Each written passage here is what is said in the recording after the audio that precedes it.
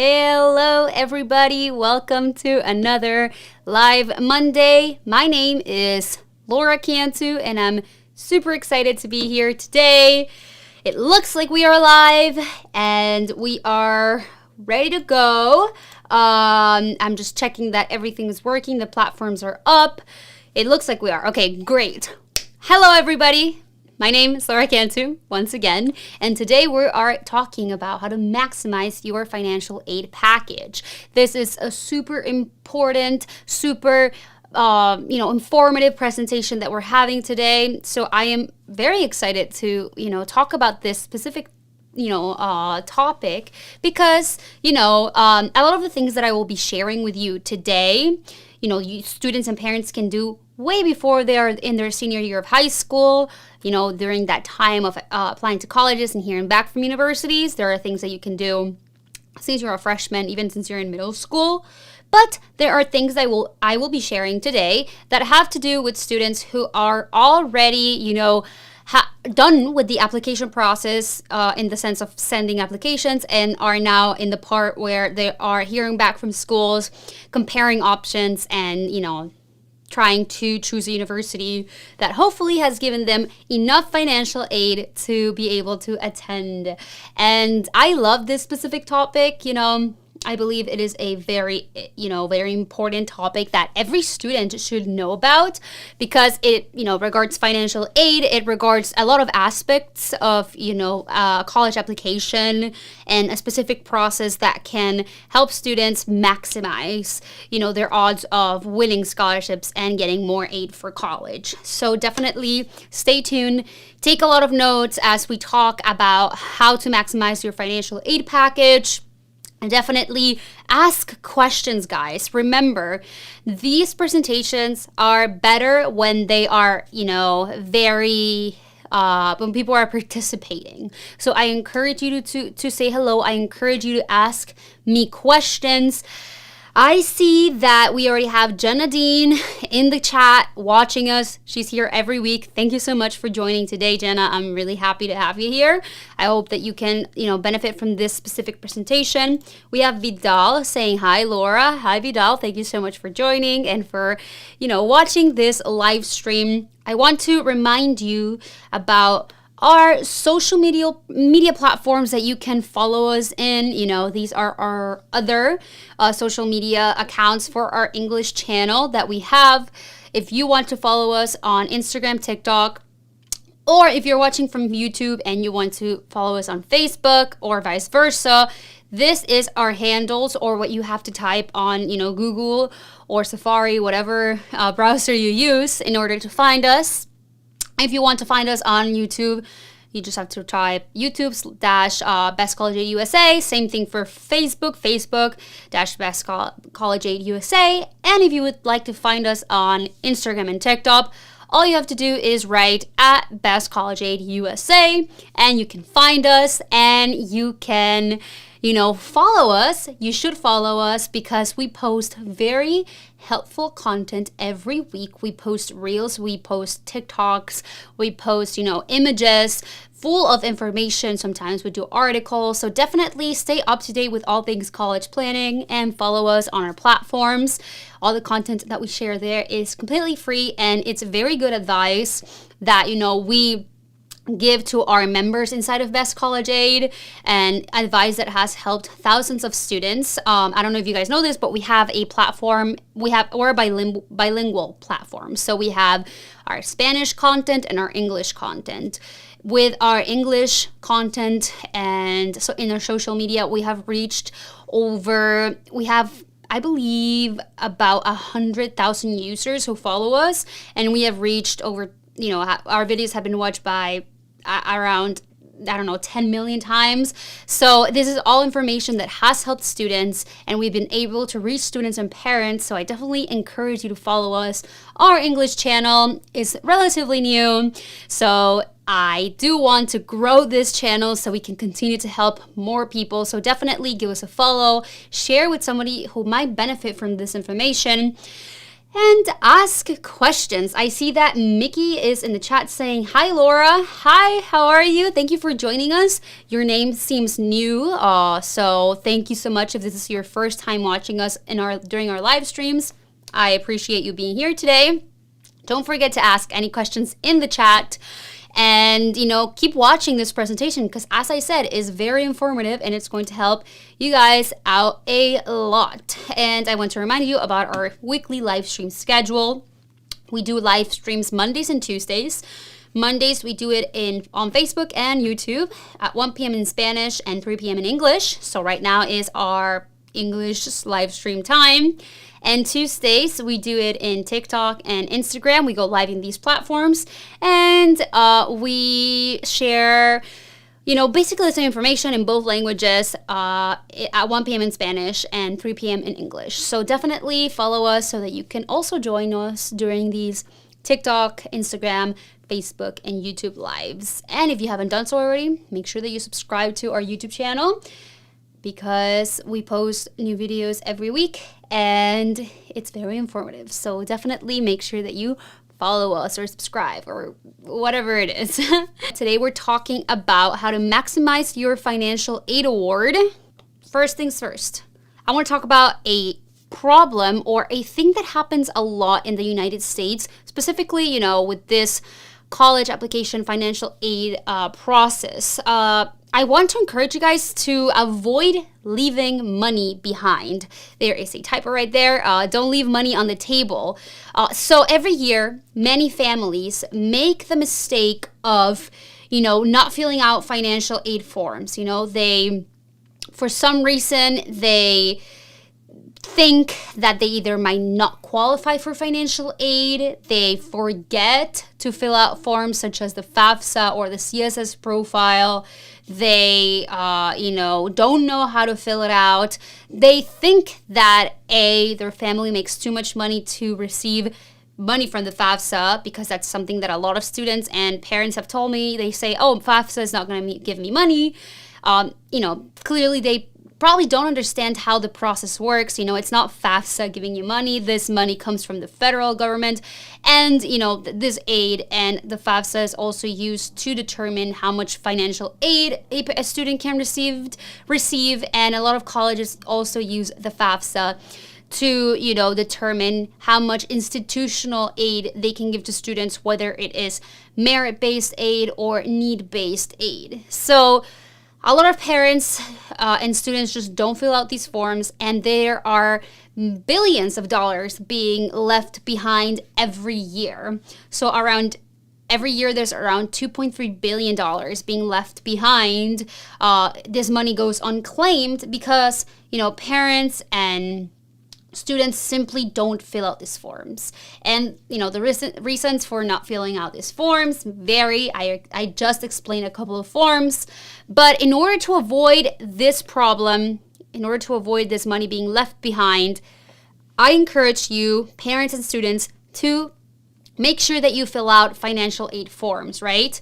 Completing financial aid forms such as the FAFSA and the CSS profile, can help you receive your expected family contribution, your EFC. As I said, colleges use this to determine how much, financial aid, the student, but, the parents are involved, because if the student is filling out these forms as a dependent, all the information that goes inside of these forms that needs to be used to fill out financial aid forms, such as the FAFSA and the CSS profile, it all comes from the parents, right? Most of it comes from the parents, because unless the student has a part-time job, and now I'm getting really, into this, the technical stuff.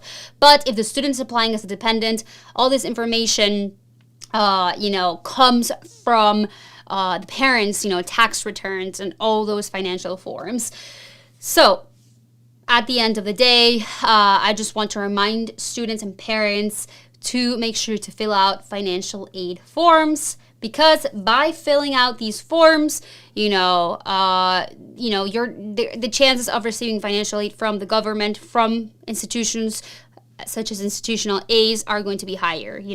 There's actually a lot of parents or students believe that, well, yeah, maybe the students might not qualify for federal aid because maybe both parents, work, they both receive a pretty good salary.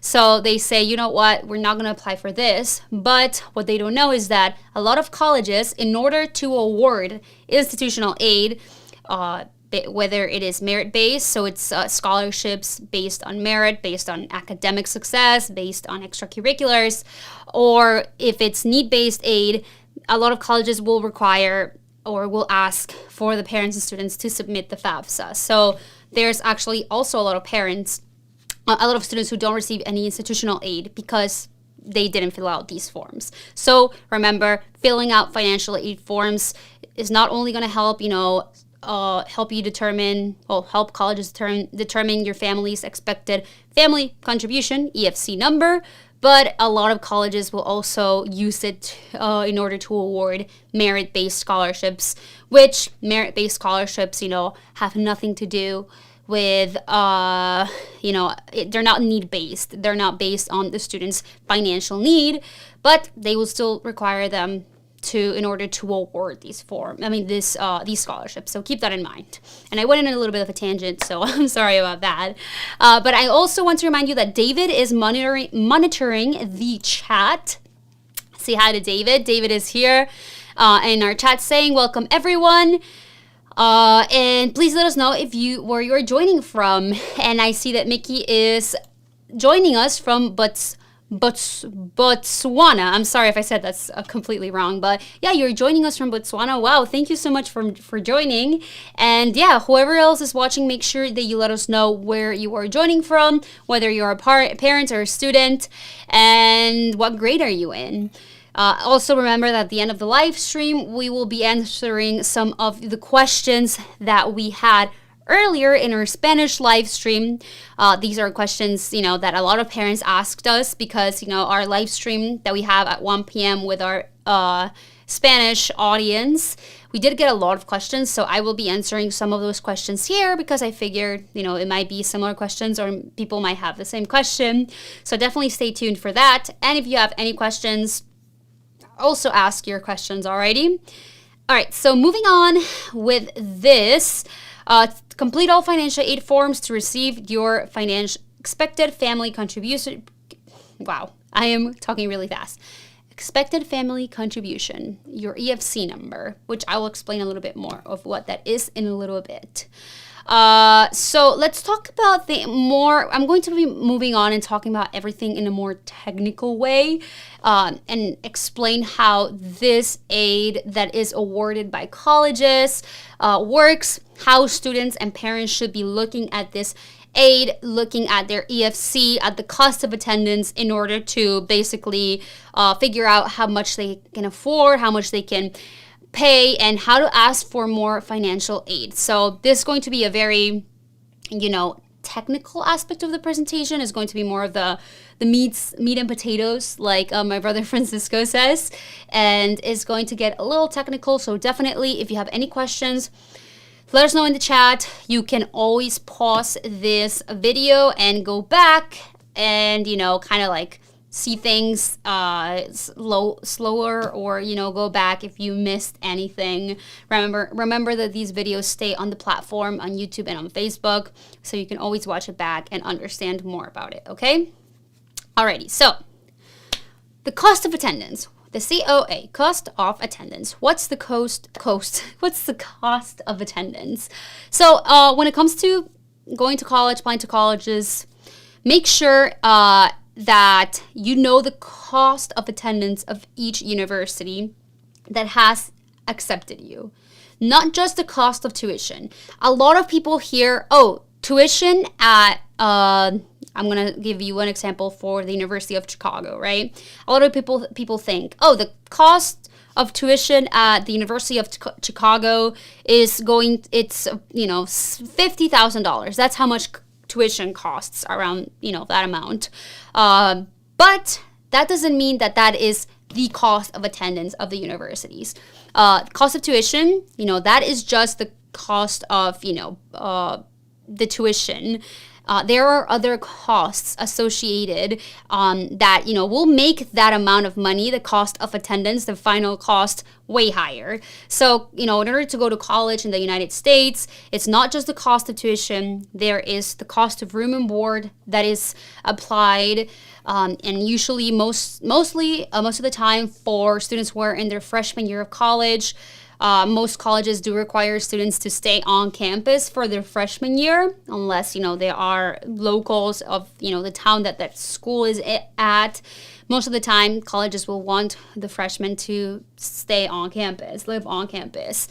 So there's a cost of tuition, which is a set price. Every year it might increase, but additional to that, there are other fees that will go into that final price, the final cost of attendance that will make the price go up. So for the University of Chicago, I believe it's around $80,000, after you add the cost of room and board, books, transportation, insurance fees, all of which, there are ways that you can decrease the cost of those fees and maximize your financial aid or decrease that cost of attendance. So that is something that we do teach inside of Best College Aid. We have a whole section, tutorial dedicated on, 5 things to do to maximize your financial aid package and decrease those costs, how to waive certain costs of insurance, how to appeal your financial aid letter.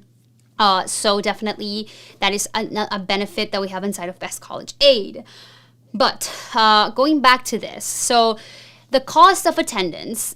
So in order for students to figure out, how much, for colleges to figure out, the financial need of a student, colleges will take the cost of attendance and they will subtract the expected family contribution, and that will basically give them the financial need of each student, right? How much financial aid do they need? So from this slide, what I want you to take in from this specific slide is that the cost of attendance and the cost of tuition are way different, right? And it's not, usually the cost of attendance will be higher, and there are other fees that go into going to college than just the cost of tuition. And there are things that are more technical, such as the cost of attendance might be higher for students who are from, if they go to a state school, it might be higher for students from out of state to go to this school than students who are from from that state. There are all these different technical things, but just remember tuition and other fees, that's the total cost of attendance. Alrighty. In order to, what is the expected family contribution, the EFC?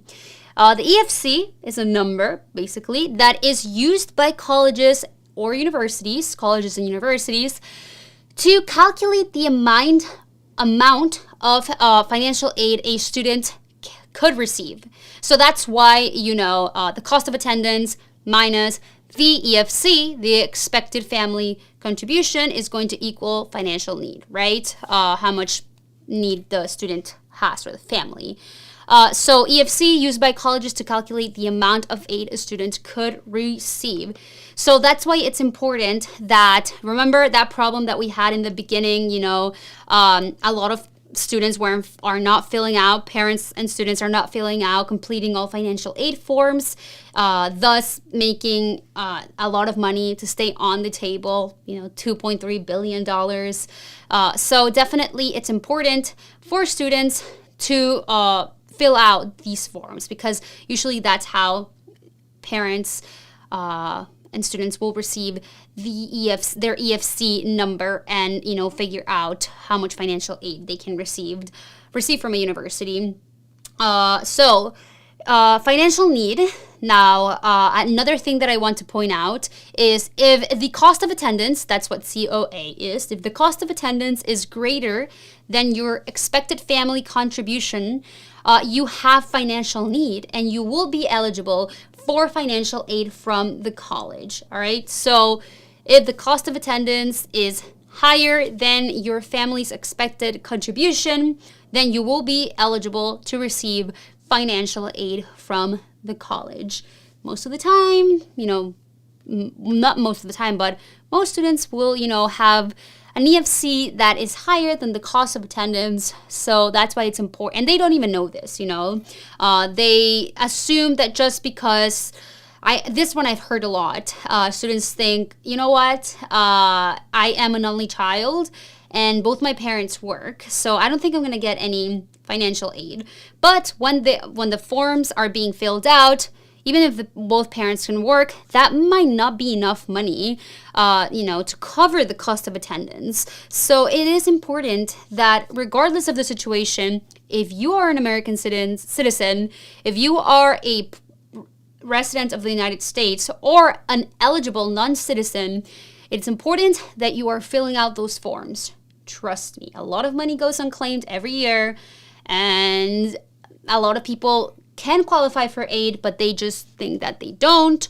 If, inside of Best College Aid, and another reason why families and students are not filling out these forms, it's because they don't know how to fill them out. Inside of Best College Aid, we have video tutorials, step-by-step video tutorials on how to fill out these forms correctly and on time, because you also want to avoid filling these forms out incorrectly, because this could also cause money to go unclaimed because the information that is being filled out is not correct. So the students might not receive, be able to, they're filling it out wrong. So if they put a number wrong, they might not even be eligible to receive financial aid because of that mistake. So these forms have to be filled out on time and correctly, regardless of the situation, as long as the student qualifies, has the basic requirements of being a citizen. If the student is a U.S. citizen and, they have a social security number,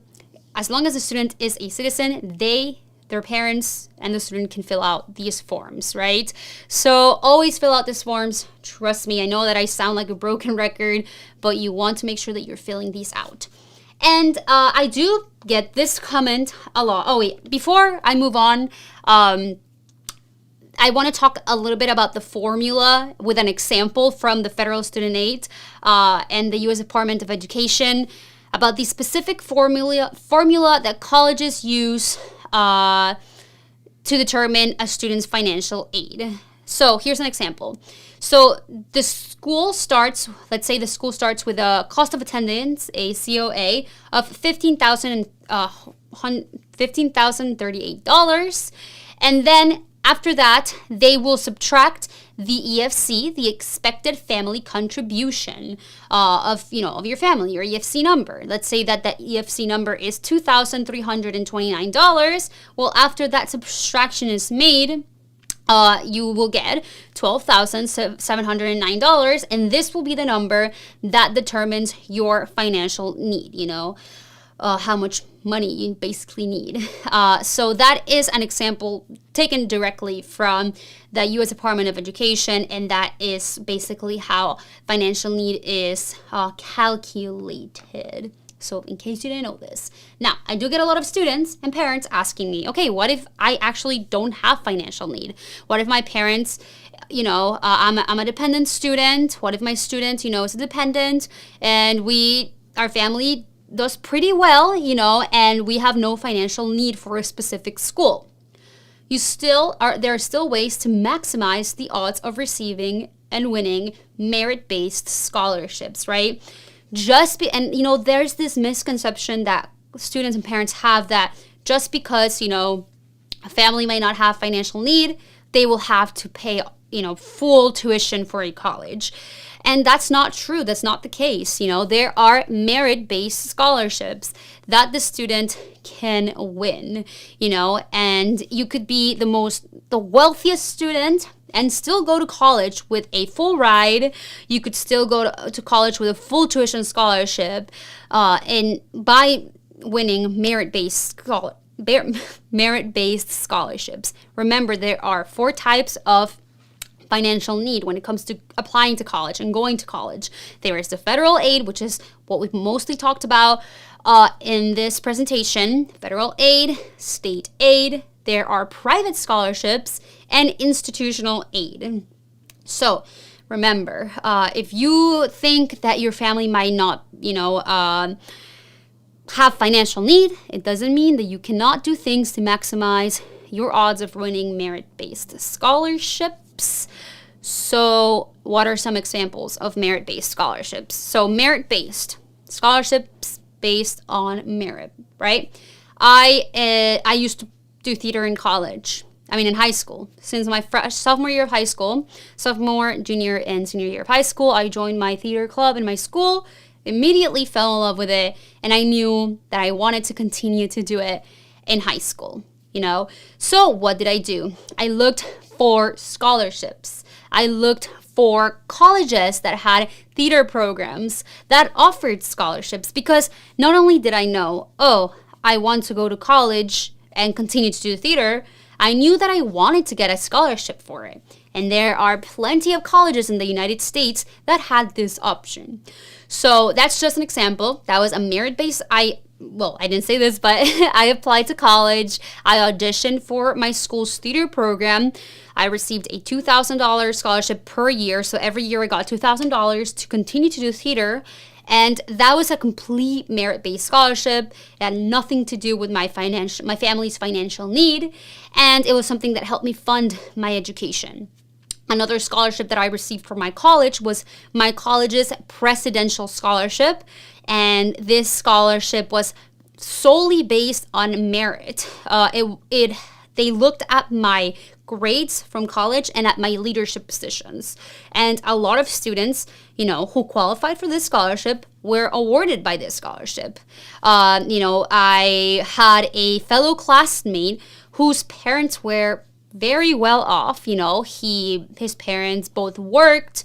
They made a good amount of money, so they didn't have any financial need. But he still was able to attend college with a full tuition scholarship solely because of his grades and leadership positions.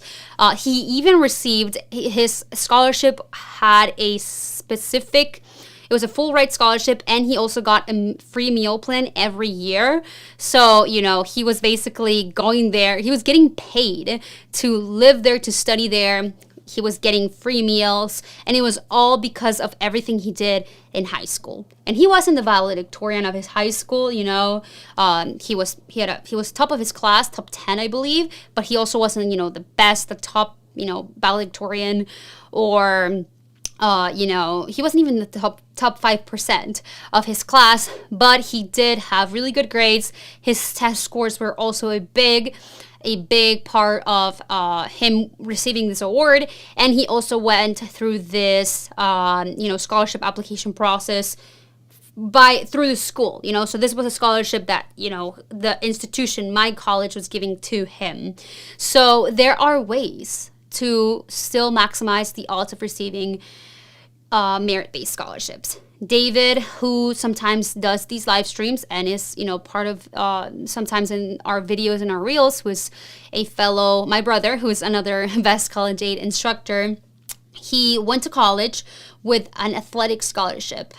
So he was in a D1 school. He got $8,000 per year to swim in college.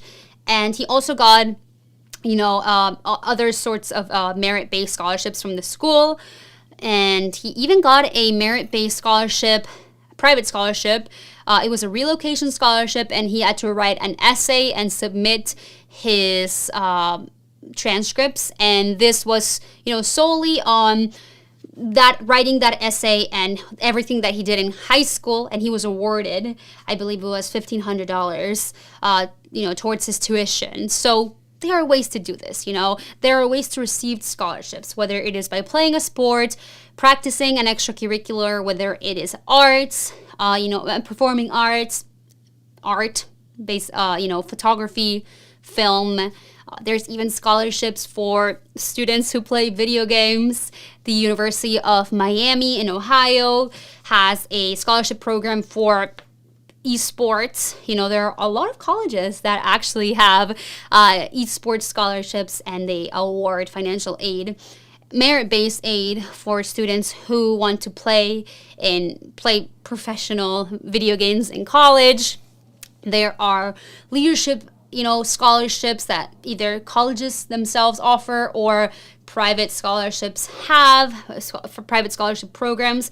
Francisco, my brother who went to the University of North Carolina, he received a leadership scholarship from Comcast. Comcast, the company was doing a leadership scholarship. All for everything. I mean, the only thing that Francisco had to do was, write an essay, talk about his leadership position throughout high school, fill out, of course, an application that basically showed that he was part of this leadership positions, and he was awarded a scholarship to pay, to use towards his tuition and room and board, etc.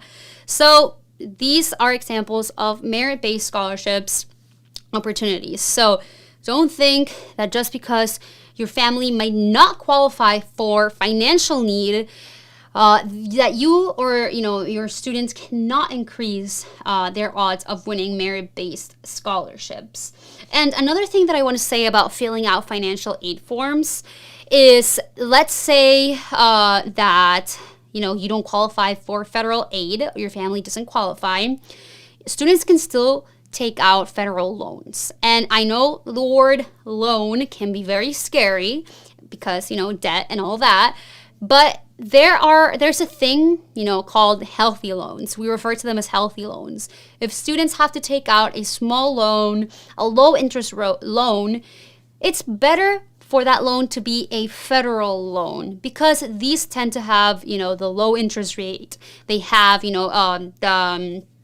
it's called not the Perkins loan, but the subsidized and unsubsidized loans. These loans have a grace period before that interest starts to accumulate. So definitely, if students were to take out a loan for college, it's better off. Your students are mostly better off taking federal loans than taking out those private loans from private banks because with those loans, that interest rate starts to accumulate. As soon as you take out that loan, interest rate they start charging you. So another reason you and your parents should fill out these financial aid forms. All right. That was a lot, I know. But I hope that was informational. And I see that Francisco posted questions that we had in our Spanish live stream. So I'm definitely going to answer those. So, we can answer those questions that we answered in Spanish in English in case you guys had these questions. Because a lot of times, somebody will ask a question in a live stream and, there will be the same question asked like 10 minutes later. Or, somebody will just join and ask that question and, the same question will basically be asked twice or 3 times in the same live stream. So what I'm trying to say is that a lot of people most of the time have similar questions. That's why I want to make these live streams as, interactive as possible. Participate in these live streams because trust me, there's going to be somebody who might have the same question that you do. All right, so Francisco in this question is asking, it's not asking, but this was a question that we had earlier in our Spanish live stream. Does a high school student having a job affect the amount of financial aid they receive? Thanks. All right. This was a great question. So, if a student works in this is a very technical question. And, if you're a member of Best College Aid and you have this similar question, I encourage you to send us an email where we can explain this, in more in depth. But when it comes to having part-time jobs in high school, and let's say if before the student, if the job is, if the student gets this job during their senior year, before they after they send out the FAFSA, it shouldn't affect, their financial aid eligibility for that year. But if the student has had this job for, since their sophomore or freshman year of high school, this information will be required to submit in the FAFSA. Students do have to submit if they have had a job, this taxes in their taxes, because when you have a job, a part-time job, you have to put that, you get a W-2 form, etc. But there are ways to fill forms out correctly so that it doesn't affect the students receiving financial aid. And we do talk about this, and we do help our students who have these questions inside of Best College Aid. But another thing that I do want to say is having a job in high school can actually increase the chances of the students getting in. It shows leadership. It helps, the students stand out. So as long as the forms are filled out correctly, this specific portion of the application, if the student does happen to have had a job since their freshman or sophomore year of high school, as long as these forms are filled out correctly, this could work in the student's benefit. So if you're a member of Best College Aid watching this once again, and you come up across this question, we can help you more in depth. Just send us an email, post this question inside of the Facebook group, or send us a private message or an email so we can better assist you. All right. So another question that was asked during today's live stream is, if I receive need-based aid, can I no longer receive merit-based scholarships? No. Yes. How do I answer this? So if you receive need-based aid, you can still receive merit-based scholarships. Sorry, the way that is worded. It confused me. But the answer is yes, you can still receive merit-based scholarships even if you receive need-based aid. I received it. My brothers received it. A lot of our students at Best College Aid have been able to get merit-based aid and financial need-based scholarships and financial aid. So basically, I'm going to break down very shortly my financial aid award. I received my theater scholarship, which was $8,000 total. It was $2,000 a year. I received that. That was a merit-based scholarship. I also received a presidential scholarship from my college, which was, I believe, $10,000 a year or maybe more. And that was solely merit-based. It was based on my grades and on my leadership positions in high school. And I also received financial aid, need-based aid, institutional aid from my school, after they saw they have received my family's expected family contribution, and they received my financial aid forms. My school awarded financial aid to me based on need-based aid. So yes, you can still receive merit-based scholarships even if you receive need-based aid. So a lot of when students say that they have received, a lot of students will say, oh, I got a full ride scholarship or a full tuition scholarship. There are some scholarships. There are either merit-based scholarships that are literally just full ride scholarships that will give you like $65,000. And that's just the scholarship itself. But a lot of the times, students can get a full ride scholarship or a full tuition scholarship, and that is just basically a summation. It's just all the different types of financial aid they received. It's just all of them combined.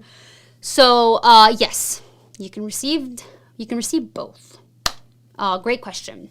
And sorry if I confused you. I do tend to go on tangents. It's hard. It's hard not to kind of like drift away and start talking about something different, because when it comes to the topic of college and financial aid, scholarships, just getting accepted into college with scholarships and financial aid, you can go in so many tangents because there is so much information to be shared. By the way, these are our handles in case you don't follow us yet in our other social media platforms. And if you have any questions, please let us know. I enjoyed yet another live Monday, not Tuesday. It is Monday. I can't wait to have you back next week, and I hope that you all have an incredible week. I'll see you again soon, and have a great week. Bye.